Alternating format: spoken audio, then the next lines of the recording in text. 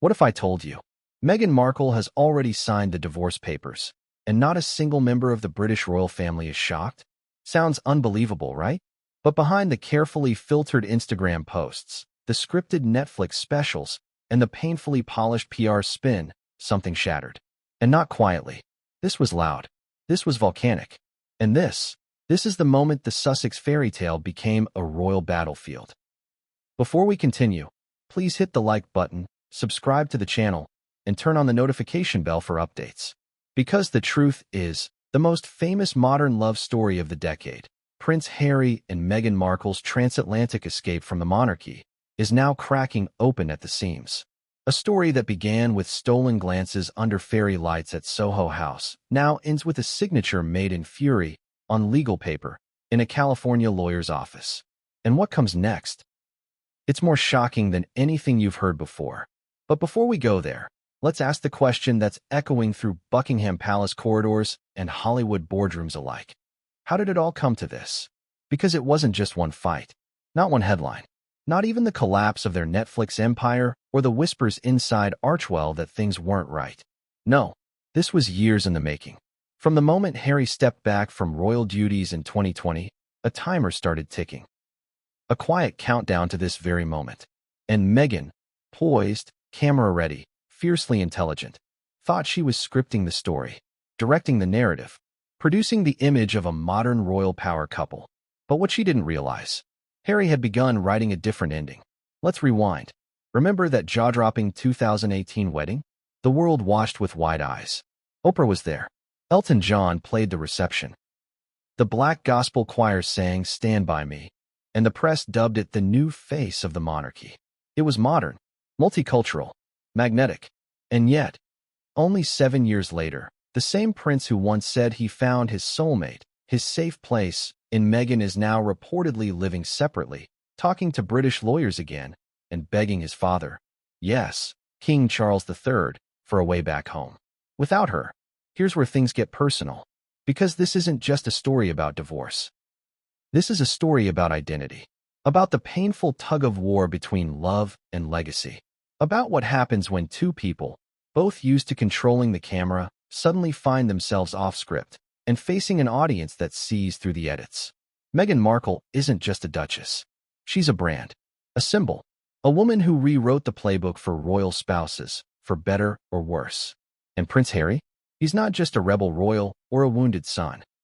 He's a man who walked away from a crown, only to discover the freedom he chose came with a cost he never saw coming. You might be wondering, why now? Why is this story breaking wide open in 2025, after years of public appearances, joint charity ventures, and red carpet smiles? Because someone finally said no. And depending on who you ask, that someone was either Meghan or Harry. Sources close to the situation say the final breaking point wasn't a scandal. It wasn't a betrayal. It wasn't even the growing pressure of their failed media deals.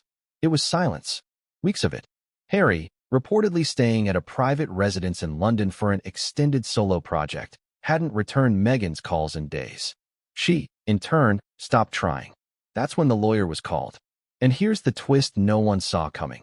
She didn't wait for him to file first. Meghan Markle, always 3 steps ahead in the PR game, made the first legal move. She signed the divorce papers. But don't be fooled. This wasn't surrender. This was war. And insiders say those documents weren't just boilerplate paperwork. They included a detailed strategy, full custody requests, intellectual property protections, and even clauses about children's exposure to UK royal protocols. Why so specific? Because Meghan, sources claim, feared one thing above all, that Harry would try to take the kids back to the UK without her. And Harry? He was already asking his father about schools in Windsor. This wasn't just a breakup. This was a geopolitical custody drama unfolding between California courtrooms and Kensington corridors. And yet, while the headlines scream betrayal and bitterness, we can't ignore the quieter, more human tragedy underneath. Two people, who once defied a 1,000-year institution for love, now turning on each other, not with swords, but signatures.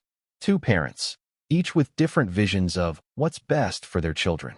Two legacies, colliding in a firestorm of public spectacle and private devastation. But here's what makes this story matter now, in this very moment. Because whether you're Team Meghan, Team Harry, or can't they just figure it out? What we're witnessing is unprecedented. This isn't just the breakdown of a marriage. It's the unraveling of an entire narrative. The fall of the modern fairy tale we were all sold. The one that promised you could have it all: love, fame, freedom, and royalty, in one Instagrammable package. But the package was cracked. And the fallout? It's about to shake not just two people, but two continents. Because there's one thing Meghan didn't calculate. One person she underestimated. And no, it's not Harry. It's someone older, wiser, and still very much in power. King Charles III. We'll get to that. Oh, trust me, we'll get to that. But before we do, let's linger here for a moment. Let's sit with the image of Meghan Markle, alone in a marble conference room in Beverly Hills, pen in hand, expression unreadable. Click. She signs. But she doesn't flinch. Why? Because for her, this isn't the end. It's a pivot, a reinvention, an act of survival. But what she doesn't know, at least not yet, is that the moment she signed that page, a very different kind of story started writing itself. One she won't be able to control. And the first chapter? It begins with a leak. A leak that Meghan thought she had buried. A leak that someone inside her own house released. A leak that made headlines in the UK and left her fuming. And Harry? He said nothing. Not one word. That silence changed everything. Because when trust dies, love doesn't follow far behind. And what came next would change everything, and no one saw it coming. What if your most carefully guarded secret, something even your closest allies swore to protect, suddenly showed up in the press? Would you panic? Would you rage? Or would you go silent? Because you already know exactly who leaked it? That's the moment Meghan Markle found herself in. Early Tuesday morning, a UK tabloid, one of the very outlets she's spent years battling, ran a bombshell headline. Trial separation, Meghan and Harry living apart for months. And just like that, the illusion shattered. Because while the world believed the Duke and Duchess of Sussex were still holding hands under Californian sunsets, Meghan knew the truth had slipped out. Not in a press release, not in a planned announcement. A leak. Raw. Unsanctioned. Vicious. And the kicker? The timing couldn't have been worse. Archewell was on the edge of a major rebrand. Meghan was finalizing meetings with executives in New York for a new venture aimed at mothers and mindfulness. Harry was supposedly working on a documentary follow-up with a British veterans organization. But behind the scenes, they were sleeping on separate coasts. She in Montecito, he in a private estate just outside London. Now, that little detail, something their lawyers had worked tirelessly to hide, was splashed across a front page. And Meghan? She didn't scream. She didn't call her PR team. She picked up her phone and made one call, to Harry. But he didn't pick up. Not the first time. Not the second. Not even after she left a voice note laced with both fury and fear. Because here's the thing about Meghan. She doesn't panic easily. She strategizes. She compartmentalizes. She controls the frame. And for the first time in years, she couldn't. The article wasn't just a scoop. It was a blueprint. It included details only a handful of people could have known. The timeline of their separation. Harry's quiet return to the UK 2 months prior. The fact that Meghan had sought legal counsel weeks before. And just like that, speculation morphed into confirmation. The fairy tale was faltering. But the million-dollar question, who leaked it? Let's rewind again. There were whispers among the Archewell staff for months. Staff turnover, tense Zoom meetings, a noticeable chill in Meghan's tone whenever Harry's name came up. One former aide told a friend, "It's like he's a guest star on her show now. He shows up, reads his lines, and disappears." Not exactly the united front the Sussexes had promised Netflix, Spotify, and the public. And inside that fracture, someone cracked. Theories swirled fast. Some insiders believed it was an ex-employee, someone fired during the strategic downsizing of Archewell's team. Others suspected it came from the UK side, someone connected to Harry's royal security detail, perhaps a former palace liaison eager to burn bridges. But Meghan's gut instinct? She believed the leak came from his side, not necessarily Harry himself, but someone close to him, someone loyal to the crown, someone who wanted to drag the mess back into the court of public opinion. Why? Because the royal machine thrives on perception. And the perception now? Meghan and Harry were not the harmonious, globe-trotting humanitarian power couple they presented. They were fractured. She was furious, and he was nowhere to be found. Now imagine the scene. Meghan, standing barefoot in her kitchen, phone in one hand, iPad in the other, staring at a headline she didn't authorize, while paparazzi begin to gather at the gates outside. She paces, breathes deeply, starts to compose a statement. But then she stops, because to respond means acknowledging it's true. And worse, it would confirm that someone inside her world had betrayed her. Instead, she does what Meghan always does in crisis. She picks her moment, and she begins to dig. Calls go out to 3 people: her attorney, her personal PR advisor, and a trusted friend in the entertainment industry who's managed more than a few celebrity divorces. And here's where things take a turn. While she's making her calls, the Daily Mail updates their story. New headline: Harry refused to deny separation claims when pressed by source. Now Meghan is done. Because the silence from Harry isn't just hurtful, it's strategic. By refusing to comment, he's letting the narrative run wild. He's letting her take the fall. The woman who once defended him against an empire of British tabloids, now left hanging in the wind by the very man she left it all for. Let's pause here. How would you feel if you uprooted your life, fought your own family, became a global symbol, for better or worse, of standing up to tradition, and then your partner simply vanishes from the defense line? That wasn't just betrayal. That was emotional abandonment. And Meghan, savvy as ever, knew the damage wouldn't just be emotional. It would be financial. Because brands don't like instability. Investors back out when marriages crumble. Networks hesitate to renew contracts when your star couple is quietly imploding. The very thing that made Meghan and Harry valuable, their partnership, was now a liability. And in Meghan's mind, that leak, that article, was an opening shot. And Harry? He didn't fire it, but he didn't shield her either. And if he wasn't going to protect her, she had to protect herself. Now here's where the contradictions get sharp. Because while Meghan is preparing counter-narratives, talking with lawyers, controlling the damage, Harry is nowhere. Literally. He hasn't been seen in public for 2 weeks. Then suddenly, out of the blue, a blurry photo appears online. Harry, in London, entering a private members club, alone. And the caption? Prince appears unbothered amid reports of marital strain. Unbothered. That word. It punches her in the gut, because it confirms what she feared. Not only has Harry emotionally checked out, he's reclaiming a narrative without her. And Meghan? She realizes something dangerous.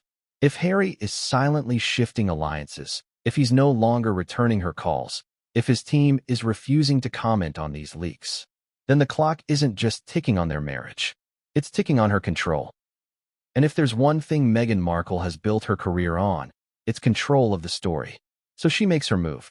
She calls a high-end Beverly Hills law firm, discreet, reputation management specialists, and divorce strategists to the stars. She doesn't schedule a Zoom. She drives there in person. No SUV, no glam squad. Just her, sunglasses, a ponytail, and an envelope full of documents. Because while Harry might be playing chess with the monarchy, Meghan is preparing for war. But what she doesn't know, what no one expects, is that the leak wasn't about Harry. Not entirely. Because hidden in the metadata of that original tabloid article was a clue, a phrase repeated twice.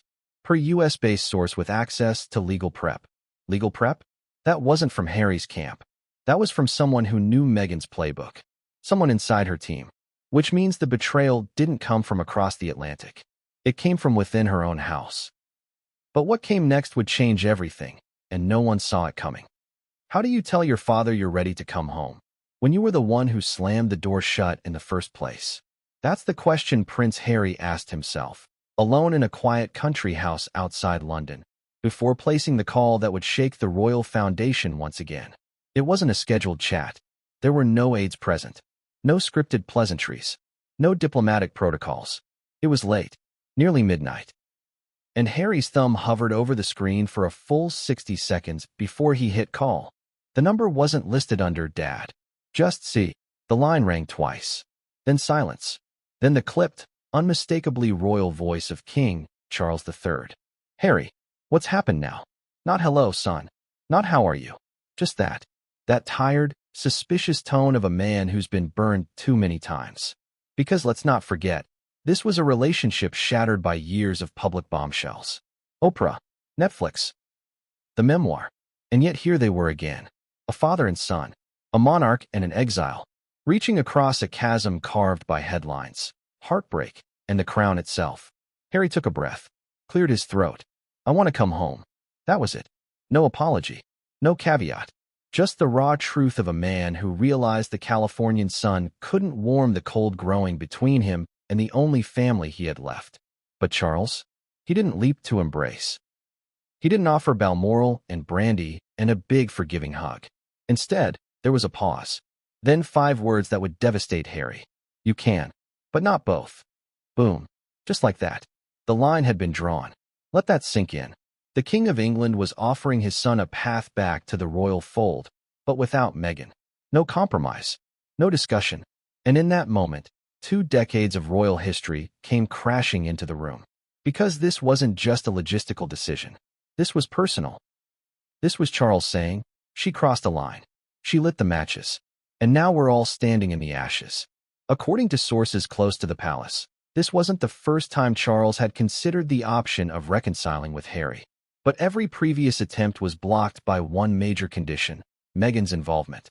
After Spare, after the documentary, after the death of Queen Elizabeth II, there was a red line. And Meghan Markle had crossed it. But what does it mean when a father tells his son to come home, alone? Let's unpack that. Because it reveals 2 things. Charles still sees Harry as salvageable. He no longer sees Meghan as family. That's a seismic shift. Back in 2018, Charles famously walked Meghan down the aisle at St. George's Chapel.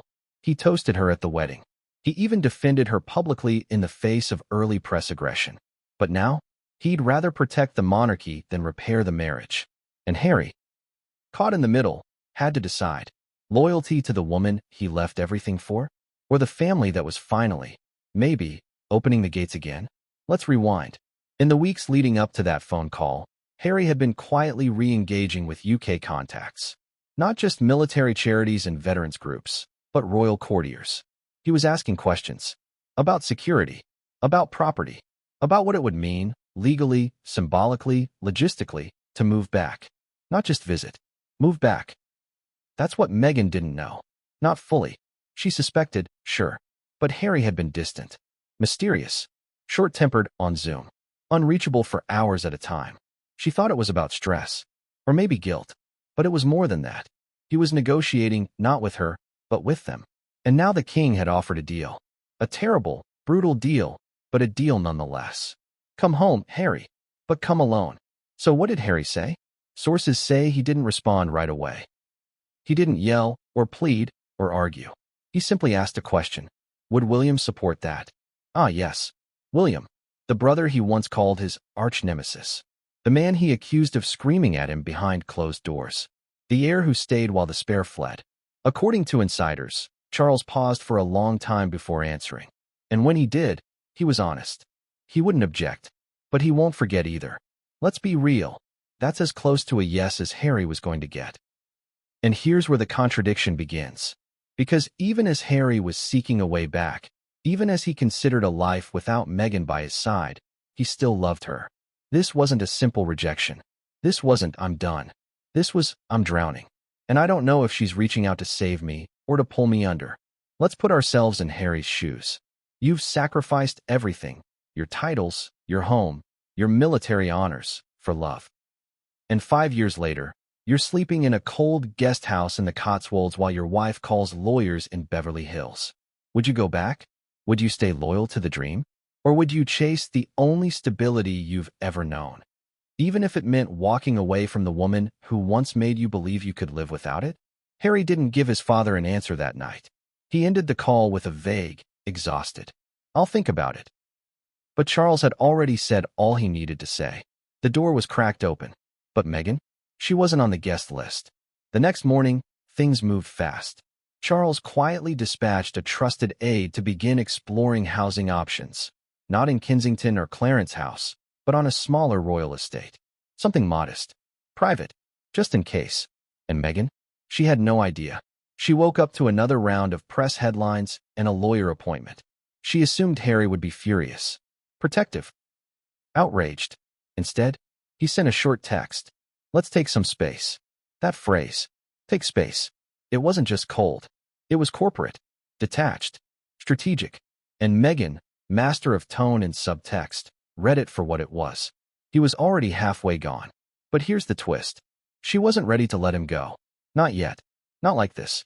Not on their terms. Because if Harry was going to walk away, if he was going to crawl back to the very institution that labeled her a villain, an outsider, a threat, then she was going to control how that looked. And controlling the narrative meant getting ahead of the next leak. Because Meghan had one advantage left. She had the papers. The divorce papers. Drafted. Prepared. Not yet filed. And she knew that if Harry made another move toward the UK, if he even hinted at reconciliation with his family, those papers would become her last word. And maybe, just maybe, her first act of freedom. But before she could use them, before she could drop the hammer, something unexpected happened. Someone called her. Not a journalist. Not a friend. Someone else. Someone she never thought she'd hear from again. Someone royal. But what came next would change everything, and no one saw it coming. What do you do when you realize the man you married might be plotting his exit, and you're the last to know? You don't wait. You act. Fast. That's exactly what Meghan Markle did. Because while Harry was entertaining olive branches from the King of England, Meghan was navigating an entirely different chessboard. Not with crowns and coats of arms, but with lawyers, clauses, image management, and strategy. Meghan didn't just want to survive the fallout. She wanted to own it. So, 3 days after that dreaded headline about their trial separation hit the UK press, Meghan was spotted stepping out of a sleek black Escalade in Beverly Hills. No press. No assistants. No security team trailing behind her. Just Meghan, hair pulled back, sunglasses shielding her expression, designer bag in one hand, and a manila folder tucked tightly under her arm. The destination? A discreet, ultra-private law office near Cannon Drive. The firm was known for one thing: high-stakes divorces. The kind of place where celebrity marriages quietly disintegrated behind frosted glass doors and ironclad NDAs. This wasn't just a precautionary meeting. This was preparation. Inside sources, people who've worked with this particular firm before, confirmed that Meghan requested the meeting herself. No assistant placed the call. No handler scheduled the calendar block. She called. Directly. Gave no name at first. Just a voice and a pseudonym. But they knew who it was. Of course they did. And they cleared the schedule. Now imagine the scene. You're a high-profile family law specialist. You've represented actresses, CEOs, athletes' wives. But now Meghan Markle walks into your office. Not as a duchess. Not as a Netflix producer. Not as a polished public figure. But as a woman on the edge. Still glamorous. Still composed. But unmistakably rattled beneath the surface. According to a source familiar with the meeting, Meghan sat down across from 2 senior partners and did something rare. She told the truth. At least her version of it. She laid it out. He's not coming back. Not really. I don't think he wants to. And then she added something colder. And if he's going to choose them, I need to make sure I still have control of this. What did she mean by this? Everything. The house. The brand. The kids. The narrative. Because Meghan's always understood one brutal truth. In a public divorce, the person who controls the story wins. And she wasn't going to lose. Let's dig into what happened during that meeting. According to insiders, Meghan didn't walk in with a drafted divorce agreement. That had been started weeks earlier, after a heated off-camera fight during a production meeting for her cooking show, With Love, Meghan. A fight that ended with Harry allegedly storming out and flying to London that same night. But now she was ready to move forward. What the lawyers walked her through was chilling in its precision. Custody strategy, asset protection, non-disparagement clauses, royalties on shared intellectual property, title usage. Yes, title usage. Because technically, legally, the Duke and Duchess titles are courtesy titles. But their use in branding, in book deals, in public speaking contracts, that's where the real value lies. And Meghan knew it. She wasn't trying to destroy Harry. Not yet. But she was building a legal wall around herself and her children. Especially the children. Sources say Meghan was extremely focused on one thing above all: custody boundaries if Harry relocated to the UK. Let that sink in. She wasn't fighting to keep the marriage intact anymore. She was fighting to make sure the monarchy didn't try to get near her kids. And here's the kicker. There's a rumored clause buried deep in the legal draft that stipulates any relocation of the children outside the United States must require Meghan's notarized consent. Not just legal consent. Notarized. That's a power move. That's someone saying, I don't trust him. I don't trust them. I trust ink and signatures and a stamp from the state of California. But here's where it gets even more layered. During that meeting, Meghan reportedly brought up something unexpected. Her mother, Doria. Not just as a support system, but as a potential witness. Why? Because Doria has been present for more of this marital decline than the public knows. She was there during the late-night fights. She saw Harry packing suitcases. She watched the slow erosion of the couple's communication. From fiery debates to ice-cold silences. And Meghan, ever the strategist, was thinking 10 steps ahead. If this goes to court, if Harry pushes back, Doria could be her star witness. A quiet, respected, poised woman who could testify to what life inside the Montecito mansion really looked like. Not filtered, not edited, just truth. Now pause and think about that. Imagine involving your mother in your divorce strategy. Imagine asking her to testify against the man you once said was your soulmate. But Meghan didn't flinch. Because for her, this wasn't personal anymore. It was survival. Now here's a twist. One of the attorneys reportedly asked her near the end of the meeting, "Are you sure you want to do this first?" Meaning, are you sure you want to file before he does? And Meghan's response? A cold smile. He's playing palace politics. I'm playing real life. The court of public opinion is faster than Parliament. Oof, that's not just shade. That's war talk. And it revealed something else. Meghan wasn't just responding to Harry's emotional distance. She believed he was actively conspiring against her. Emotionally, legally, she wasn't sure yet. But she wasn't going to wait around to find out. She left the office after 2 hours. No press, no comment, just a signature on a few preliminary documents and a verbal agreement to reconvene within the week. And then silence, at least publicly. But what was happening behind the scenes? Phone calls. A flurry of encrypted messages between Meghan's PR firm, her new legal team, and several friendly media outlets being lined up for exclusive angles just in case the story went nuclear. Because let's be honest, it always does. And while Meghan was preparing her next step, she still hadn't heard from Harry. Not a word, not a call, not a whisper. Until, on the 4th day after her legal meeting, she received a text. Just 5 words. In London. Please don't react. Please don't react. That was the message from the man who once said, whatever happens, we face it together. But here's the thing. Meghan did react. Internally. Fiercely. Because please don't react wasn't a reassurance. It was an instruction. A command. The kind that reminds you, he's already somewhere else. Mentally. Emotionally. Geographically. But here's what Meghan didn't know when she read that message. Harry wasn't alone. He'd been spotted. And not by accident. CCTV footage from a high-end London hotel. Normally kept private, somehow made its way to a journalist with ties to a UK morning show. The footage showed Harry entering a private suite, and behind him, a woman. Not Meghan, not a friend of Meghan, not anyone the public recognized. Yet, but what came next would change everything, and no one saw it coming. What do you do when the man you're divorcing is photographed entering a luxury hotel suite with another woman? And worse, what if you're not even sure if he knows he's being watched? This was the moment Meghan Markle found herself in.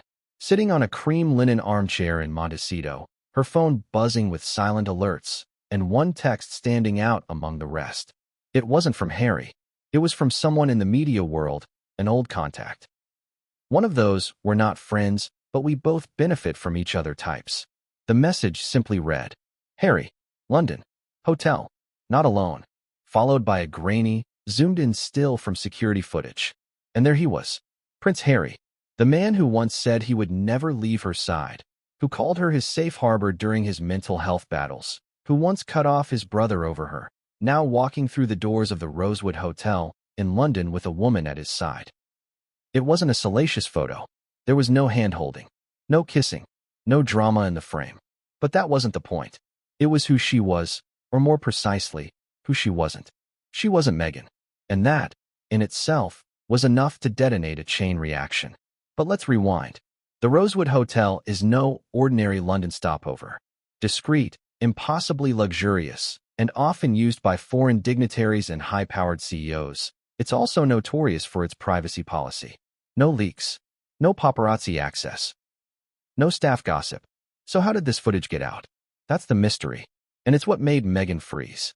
Because someone wanted her to see it. This wasn't a tabloid ambush. This was a controlled leak. Someone, somewhere, with access to a very secure video system, had made sure the footage got into the right hands, just long enough for it to land in Meghan's inbox. It was a message, but what was it saying? Let's talk about the woman. Blonde, tall, early 40s, classy, understated coat. No designer logos, no entourage. According to a few eagle-eyed reporters, she wasn't a celebrity. She wasn't a known royal connection. She wasn't a friend of Meghan's. But she was familiar to those who followed the charity circuits in London. Turns out, she was an old contact of Harry's from his Invictus Games days. A former staffer turned consultant who worked with veterans transitioning into civilian life. Known for being low drama, high trust. And now? She was walking 2 steps behind Harry into a private suite. Let that image linger.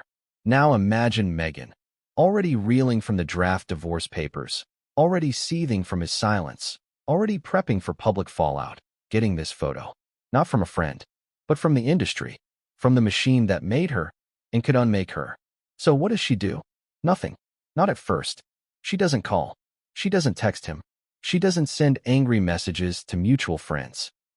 Because that's not her style. Instead, she calls a different number.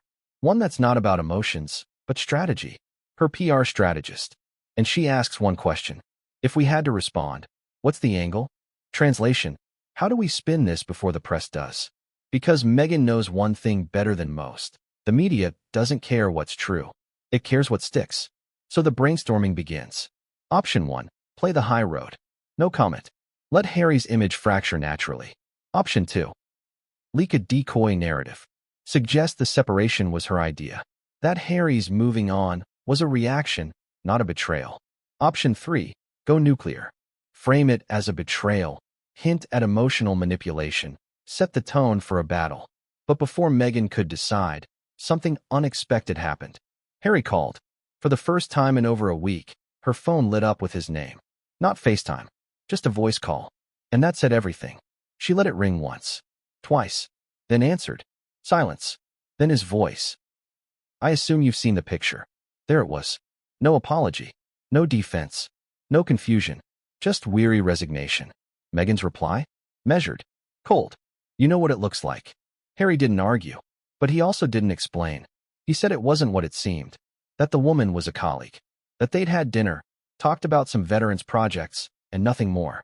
And Meghan, used to manipulation, to media distortions, to assumptions, might have believed him. Might have. If he hadn't added one more thing. Something small, but devastating. It was just nice to be with someone who doesn't look at me like I've ruined everything. Oof. That line. Let it settle. Because in that sentence, Harry didn't just explain himself. He indicted her. He told her, intentionally or not, that he felt more seen, more understood, more safe with a stranger than with his own wife. And Meghan? She didn't scream. She didn't cry. She said 6 words that would shift the story entirely. You've made your choice then? Harry paused. I didn't say that. But he didn't have to. Because silence, once again, spoke louder. The call ended with no resolution. No plan. Just static. And as Meghan lowered the phone, something snapped. Not in rage. Not in sorrow. But in strategy. Because this photo, this hotel, this woman, was the moment Meghan knew the public image was about to spiral. She wasn't dealing with the Harry she married. She was dealing with a man who was retreating. Into the UK. Into familiarity. Into the version of himself that didn't come with American therapists and Netflix cameras. And if he was stepping away from her publicly, she needed to step ahead of him legally. That night, Meghan emailed her lawyers. Short. Direct. I want a revised draft. Full custody terms included. If he's staying there, the kids stay here. Boom. This wasn't just defense now. This was offense. Because if Harry thought his soft re-entry into royal life would be smooth, he was about to find out Meghan was 10 steps ahead. But that's not all. Within 24 hours, a story appeared on a popular celebrity gossip blog, anonymous, unverified, but widely shared. It claimed Meghan had already filed, that Harry had been blindsided, that she was reclaiming her identity. None of it was technically true, but it didn't matter. Because in PR, truth is flexible. Perception is power. And Meghan? She was reclaiming hers. Meanwhile, Harry was still in London, still silent. And that mysterious woman never appeared again. Some say it was staged, a warning shot. Others say it was a genuine moment of connection that Harry never intended to go public. But one thing's for certain. It changed everything. Because when the world saw that image, grainy and quiet and oh so incriminating, it didn't matter who the woman was. It mattered what she represented. Distance, division, disconnection. And for Meghan, that was her cue. If the audience was starting to believe Harry had already left the marriage, then she had two choices. Let him control the story, or finish it before he could. And she was about to do just that. But what came next would change everything, and no one saw it coming. What does it feel like to legally end a royal marriage? Not a breakup, not a trial separation, a divorce. The real thing, with ink, and lawyers, and irreparable choices. For Meghan Markle, it started with a simple PDF, drafted, reviewed, revised, then printed on heavyweight legal paper and slipped into a black leather folder with a gold embossed label, Markle v. Mountbatten Windsor. And just like that, it was real. The fantasy was dead. No more waiting. No more hoping. No more silence. Because when the world saw Harry walking into that London hotel with another woman, and Meghan saw it too, it confirmed what she had feared for months. The man who once said, "We're in this together," was already emotionally gone. So Meghan did what she always does when threatened. She moved first, legally, decisively, and yes, strategically. But this wasn't just about pain. It was about protection. Because for Meghan, the betrayal wasn't just emotional. It was political. Harry had been floating in UK royal circles again. Charles had taken his calls. William, while still silent, had reportedly softened his position, privately, of course. And the whispers inside Montecito weren't just about Harry going home. They were about who he might take with him. The children, Archie and Lilibet. Meghan's red line. She wasn't going to let the institution that chewed her up and spat her out wrap its cold hands around her kids. Not now. Not ever. So the divorce draft? It wasn't just a severance of marriage. It was a legal fortress. Let's talk about what was inside those papers. Sources familiar with the document say it was a complex, multi-tiered draft spanning over 40 pages. Here's what we know. 1. Custody clauses. Meghan requested primary physical custody of both children, with Harry receiving structured visitation rights, contingent upon his country of residence. Translation? If Harry was living in the UK, he'd need to fly to the US for visits. No unsupervised travel. No international vacations without Meghan's written consent. That clause, ironclad. And symbolic. Because it wasn't just about parenting. It was about control. 2. Child protection language. A section reportedly titled Royal Exposure addressed the children's proximity to the monarchy. The clause stated that Archie and Lilibet could not participate in any royal events, public or private, without mutual consent. That included trooping the color, Christmas at Sandringham, coronation ceremonies, even private Windsor family gatherings. That alone was unprecedented. Because Meghan was essentially preemptively severing her children's future ties to the monarchy. 3. Asset division. Then came the finances. The Montecito mansion, tied up in a joint trust. Negotiations were still ongoing. But Meghan made it clear she wanted sole residence. Not just for comfort, but for optics. The home had become her brand. The backdrop to her podcast, her cooking show, her curated Instagram life. Losing that house would mean losing more than just real estate. It would mean losing face. On the flip side, Harry had his own asks. Reportedly, he requested that his military medals, personal artifacts from Princess Diana, and a handful of gifts from royal patrons remain in his possession, free from dispute. Meghan didn't object. Some things she didn't want to fight over. But she drew a hard line at one thing. Brand rights. Specifically, to the Sussex title. This gets tricky, because while titles are granted by the Crown, they're commercial use. Especially in the United States, is often a legal gray area. Meghan's team reportedly argued that any future monetization of the Sussex name by Harry would require legal arbitration.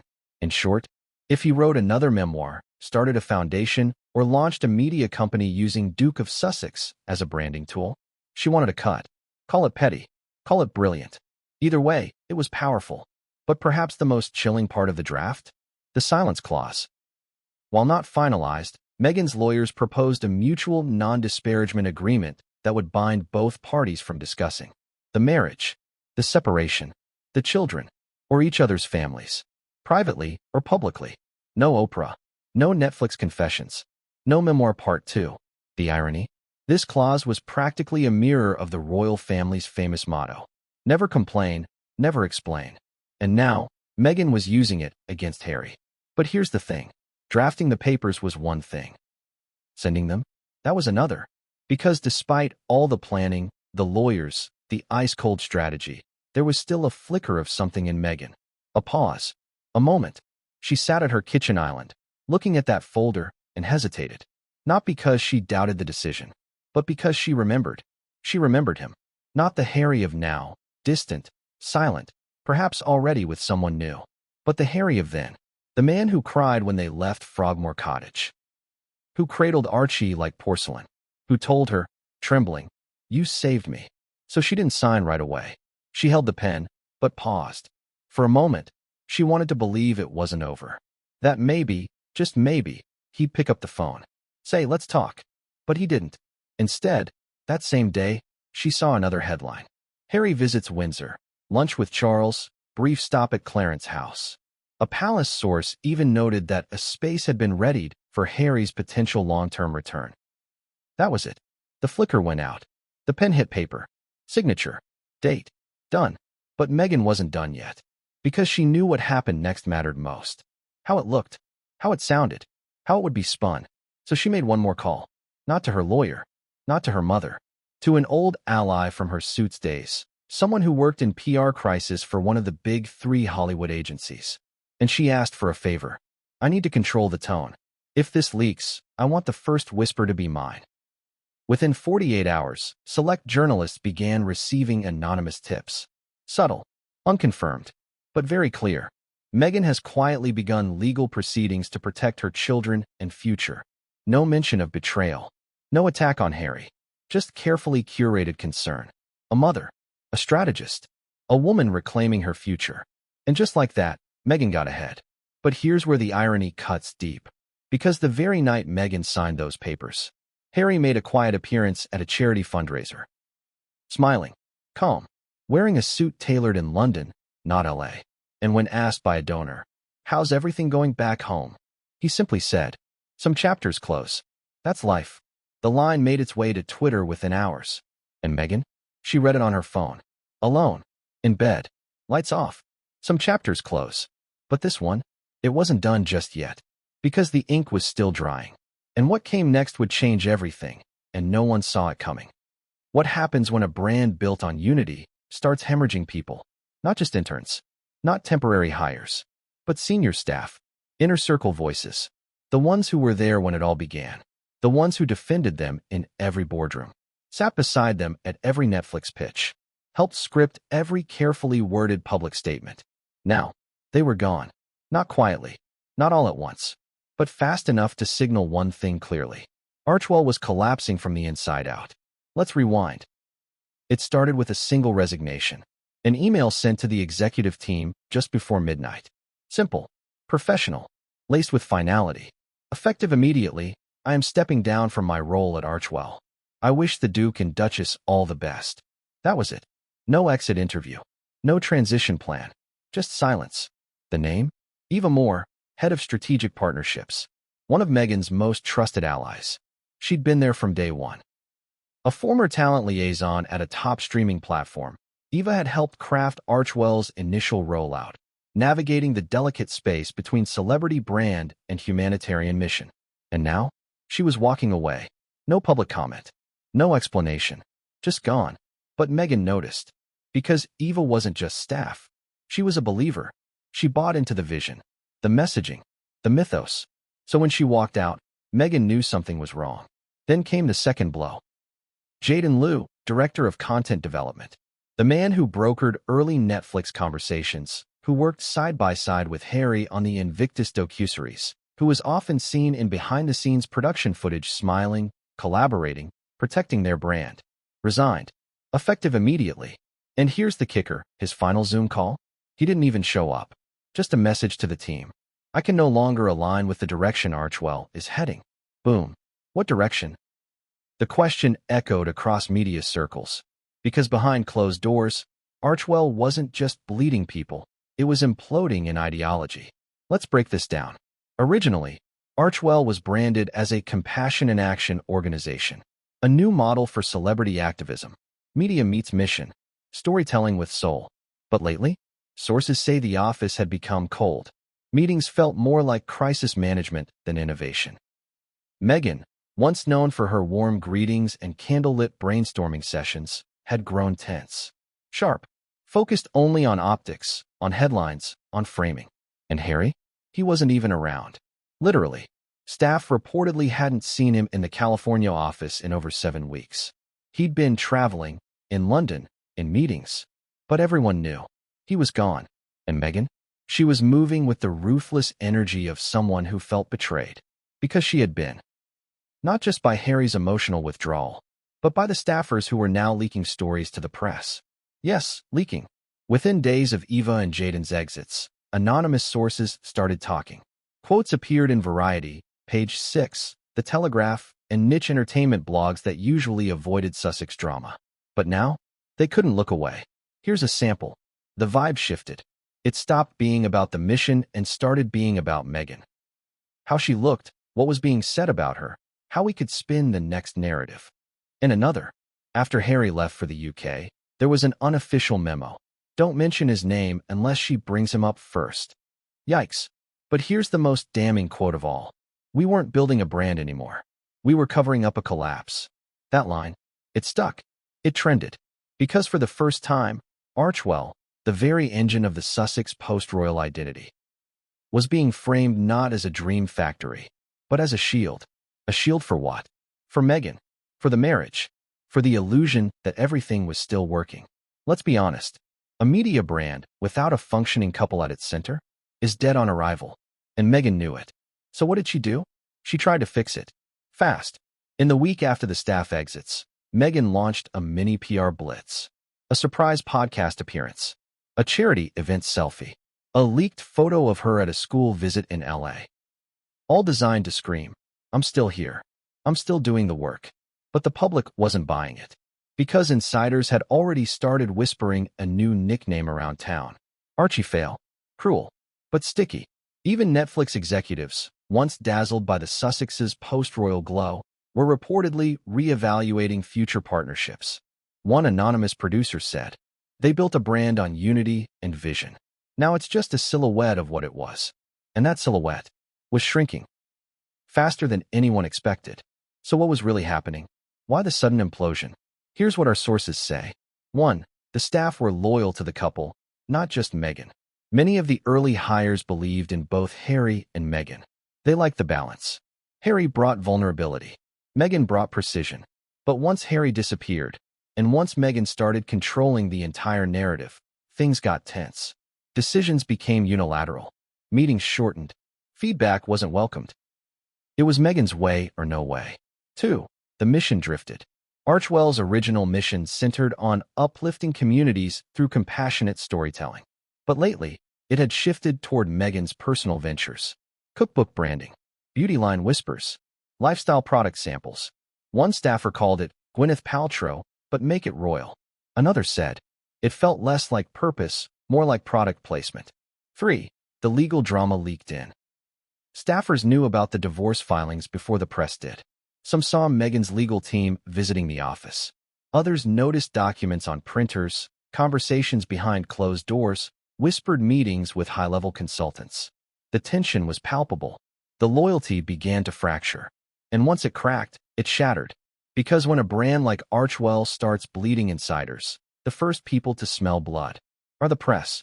And once they dive in, there's no pulling back. So where was Harry in all this? Still in London. Still silent. Sources say he had reached out to only one Archewell staffer since Meghan's legal meeting. A private message to the head of archival media, asking for copies of their early brand photos and campaign reels. Why? Unknown. But insiders believe he was collecting assets for something else. Something new. And Meghan? She knew it too. Because staff weren't just leaving. They were choosing sides. Some stayed loyal. Some ghosted her. Some quietly reconnected with royal courtiers across the Atlantic. The message was clear. This brand was no longer united. It was fragmented. And the more Meghan tried to control it, the more obvious it became. One former staffer said it best. Archewell was supposed to be a revolution. But in the end, it became a reaction. A reaction to a crumbling marriage. To an absent partner. To a media storm that couldn't be weathered. So Meghan did what she always does. She pivoted. In the days following the exits, she reportedly contacted a private consultant, an elite brand transition specialist, who advises celebrities post-divorce. The goal? Rebrand Archewell, not as a couple's legacy, but as hers. Solo. Strong. Refocused. The language being floated? A mother. A visionary. A voice. Notice what's missing? Harry. Because for Meghan, Archewell wasn't a graveyard. It was a launchpad. But before she could reframe the narrative, something unexpected arrived. Something from across the ocean. A letter. Stamped. Formal. Royal seal. And inside, not a threat, not a demand, but something worse. A warning. But what came next would change everything, and no one saw it coming. When was the last time Meghan Markle received a letter with a royal seal? Not an email, not a statement through lawyers, but a real letter. Stamped. Signed. Bound by heritage. It came in a thick cream envelope, delivered not by post, but by private courier. No return address. No digital trail. Just a single red wax crest pressed into the flap. The royal arms of the United Kingdom. Delivered directly to Montecito. It sat on the foyer table for nearly 4 hours. Untouched. Unopened. Because Meghan knew exactly what it was. Not a gesture. Not a bridge. But a message. A final warning from the very institution she walked away from. And when she opened it, what she read wasn't an invitation. It was a line in the sand. Let's unpack it.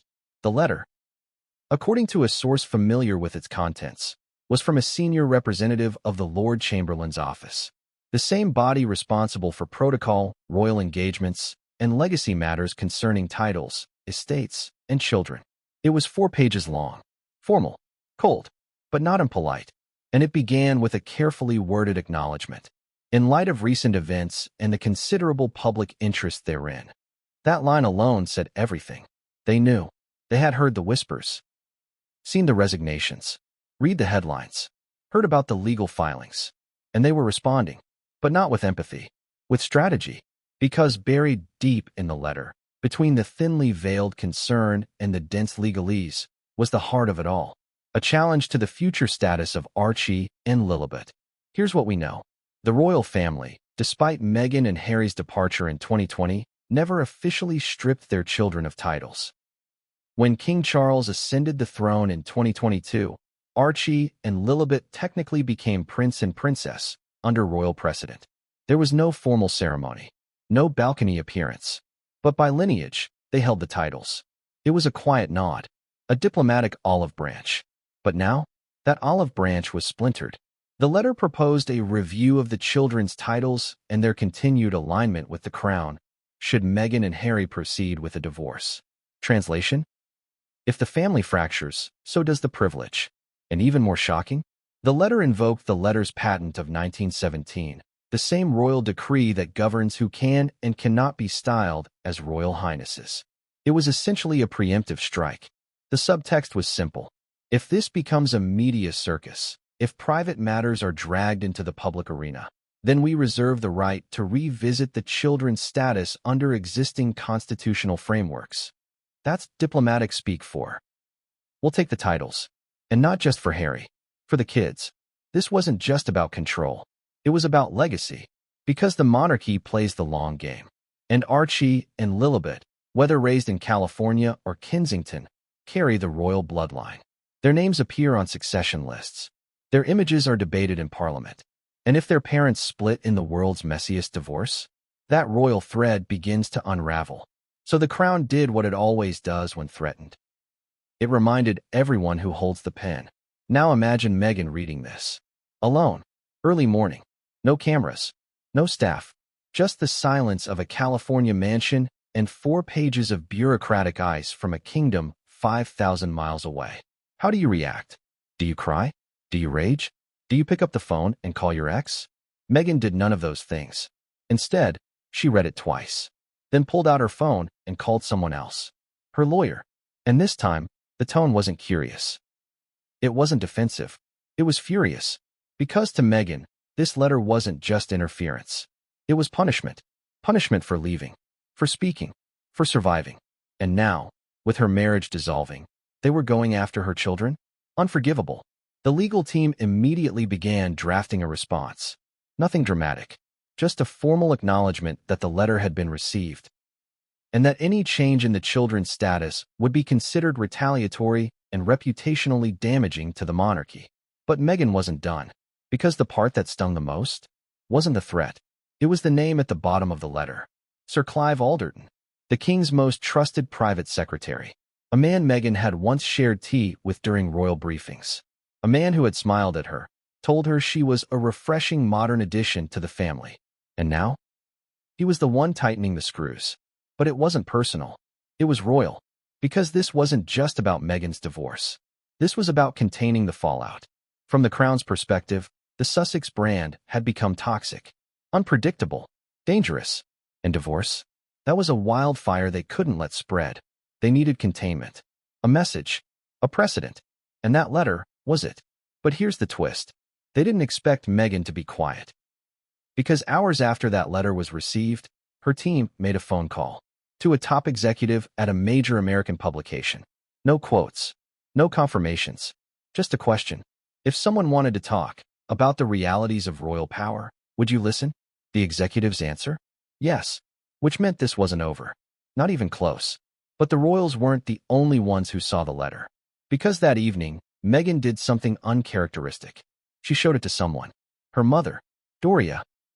The only person left in Meghan's world who wasn't paid to protect her, spin for her, or write contracts on her behalf. Just her mother. And when Doria read the letter, she said just one thing. They're not fighting fair, are they? No, they weren't. And that realization changed something in Meghan. She stopped thinking about Harry as the opponent. He wasn't the threat anymore. The system was. And in that shift, a dangerous possibility emerged. If Harry truly went back, if he accepted the palace's terms, their guidance, their rules, then he wouldn't just be her ex-husband. He'd be part of the machine again, a cog, a compliant royal. And that terrified her, because now the fight was bigger. It wasn't about who gets the house. It was about who gets to tell the story of Archie and Lilibet's future. And Meghan? She wasn't going to lose that. So she sat down at her laptop and wrote a private email to her legal team. Subject line: prepare for scenario escalation. The email outlined contingencies, international media disclosures, personal interviews, even a potential documentary special about her side of the story. She wasn't bluffing. She was preparing, because the palace had fired a warning shot. And Meghan? She was ready to return fire. But what came next would change everything, and no one saw it coming. How do you tell your father you're ready to come home, when you were the one who slammed the door shut in the first place? That's the question Prince Harry asked himself, alone in a quiet country house outside London, before placing the call that would shake the royal foundation once again. It wasn't a scheduled chat. There were no aides present, no scripted pleasantries, no diplomatic protocols. It was late, nearly midnight. And Harry's thumb hovered over the screen for a full 60 seconds before he hit call. The number wasn't listed under Dad. Just C. The line rang twice. Then silence. Then the clipped, unmistakably royal voice of King Charles III. Harry, what's happened now? Not hello, son. Not how are you. Just that. That tired, suspicious tone of a man who's been burned too many times. Because let's not forget, this was a relationship shattered by years of public bombshells. Oprah, Netflix, the memoir. And yet here they were again. A father and son, a monarch and an exile, reaching across a chasm carved by headlines, heartbreak, and the crown itself. Harry took a breath, cleared his throat. I want to come home. That was it. No apology. No caveat. Just the raw truth of a man who realized the Californian sun couldn't warm the cold growing between him and the only family he had left. But Charles? He didn't leap to embrace. He didn't offer Balmoral and brandy and a big forgiving hug. Instead, there was a pause. Then 5 words that would devastate Harry. You can, but not both. Boom. Just like that. The line had been drawn. Let that sink in. The King of England was offering his son a path back to the royal fold, but without Meghan. No compromise. No discussion. And in that moment, 2 decades of royal history came crashing into the room. Because this wasn't just a logistical decision. This was personal. This was Charles saying, she crossed a line. She lit the matches. And now we're all standing in the ashes. According to sources close to the palace, this wasn't the first time Charles had considered the option of reconciling with Harry. But every previous attempt was blocked by one major condition: Meghan's involvement. After Spare, after the documentary, after the death of Queen Elizabeth II, there was a red line. And Meghan Markle had crossed it. But what does it mean when a father tells his son to come home?